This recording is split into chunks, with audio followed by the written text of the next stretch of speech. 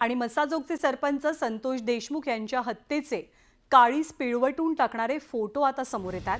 हत्या करणाऱ्यांनी कसा अमानुषतेचा कळस गाठला होता आणि देशमुख यांची कशी हाल करून हत्या केली याचा सर्वात मोठा पुरावा आता समोर आलेला आहे।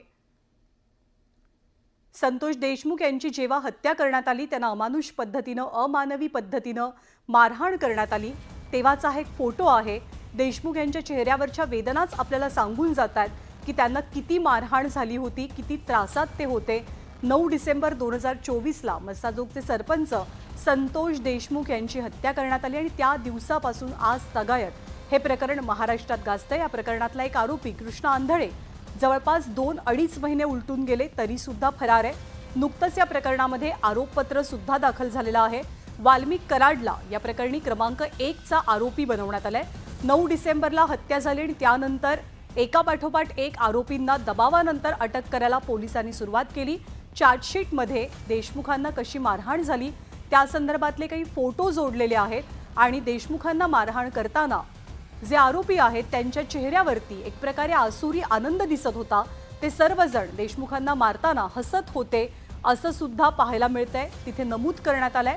चार्जशीटमध्ये काही फोटो जोडलेत आणि त्यातलाच हा एक फोटो आपण पाहतोय आणि याच फोटोवरनं आपल्याला लक्षात येतं की किती अमानवी आणि क्रूर पद्धतीनं संतोष देशमुखांची हत्या केली गेली।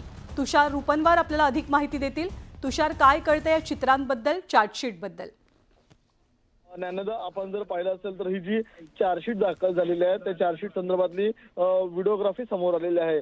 कारण की व्हॉट्सअपच्या माध्यमातून काही व्हिडिओ कॉल गेले होते, किंबहुना पोलिसांनी काही फोटो काढले होते घटनास्थळी जाऊन। जी बॉडी संतोष देशमुख यांची मिळाली होती त्या संदर्भातले जे फोटोग्राफ समोर आलेले आहेत त्यावरून आपल्याला स्पष्ट पाहायला मिळतं की या ठिकाणी संतोष देशमुखला या ठिकाणी गुंडाळून मारहाण करण्यात आली होती।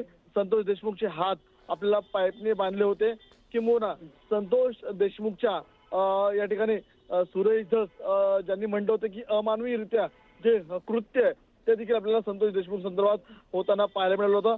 त्या फोटोच्या माध्यमातून आपण प्रेक्षकांना दाखवू शकतो की किती अमानवी पद्धतीने संतोष देशमुखला मारहाण करण्यात आलेले आहे आणि या संदर्भातले आता फोटो पुरावे आता या चार्जशीट मध्ये आपल्याला असल्याचं पाहायला मिळत आहे। कारण की संतोष देशमुखला एक व्यक्तीच मारहाण करत होता असं नाही, तर संतोष देशमुखला आपल्याला अनेक जण एकत्रितरित्या मारहाण करताना पाहायला मिळत होते। त्यामुळे ही मारहाण होत असताना त्यांच्यातल्या काही सदस्यांनी आपल्याला फोटोग्राफ काढल्याचं पाहायला मिळत होतं आणि तेच फोटोग्राफ आता आपल्याला समोर आल्याचं पाहायला मिळत आहे। संतोष देशमुखला जेव्हा मारहाण केली त्यावेळेला आपल्याला व्हिडिओ कॉल देखील आपल्याला केल्याचं पाहायला मिळत होतं। कारण की बरोबर आहे, त्याच्याच आधारे काही फोटोग्राफ्स या चार्जशीटमध्ये पोलिसांनी जोडल्याचं आपण पाहतोय।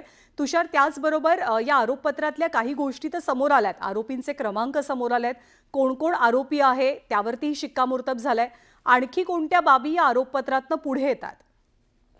नक्कीच ज्ञानदा, चार्जशीट आता दाखल होईल, मात्र या चार्जशीटमध्ये नेमकं संतोष देशमुखला मारहाण होत असताना संतोष देशमुखला मारहाण करण्यासंदर्भातला निरोप कुणी पाठवला होता, मेसेज कुणी पाठवला होता, तर त्या तांत्रिक बाबी देखील आपल्याला पोलीस तपासताना पाहायला मी मिळतात। थोडंसं थांबवते तुषार।